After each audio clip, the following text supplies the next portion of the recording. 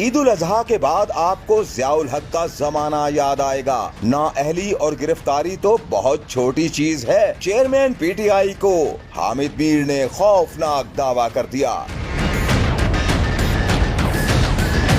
एक निजी चैनल के प्रोग्राम में गुफ्तगू करते हुए सीनियर सहाफी हामिद मीर का कहना था कि एक बात तो वाज़ेह है कि हुकूमत अदलिया के फैसलों को तस्लीम नहीं करेगी और लोगों को पकड़ने का सिलसिला जारी रहेगा, बल्कि मुझे लगता है कि ईद उल अजहा के बाद इसमें बहुत तेजी आएगी और आपको ज़ियाउल हक का जमाना याद आएगा। हुकूमत जो है वो अदलिया के इस फैसले को तस्लीम नहीं करेगी और उसके बाद भी जो है वो लोगों की पकड़ दकड़ का सिलसिला जारी रहेगा, बल्कि मुझे लगता यह है कि ईद उल अजहा के बाद इसमें बहुत तेज़ी आएगी। और अभी तक भी जो हुआ है तहरीक इंसाफ के साथ बहुत से लोगों के लिए काफ़ी अनयूजुअल है, लेकिन ईद के बाद जो होगा वो बहुत ही अनयूजुअल होगा। सवाल किया गया कि क्या ईद के बाद इमरान खान को नाअहल किया जाएगा और उनका ट्रायल मिलिट्री कोर्ट में चलाया जाएगा। सीनियर सहाफी ने कहा कि ये तो बहुत छोटी चीजें हैं, गिरफ्तारी और नाअहली कोई इतनी बड़ी चीज नहीं है। ये पाकिस्तान में बहुत से सियासतदानों के साथ हो चुका है, यहाँ तक कि उन सियासतदानों के साथ हो चुका है जिन्होंने पाकिस्तान बनाने की तहरीक में हिस्सा लिया था। लेकिन मुझे लगता है कि इमरान खान के साथ कुछ इससे ज्यादा होगा।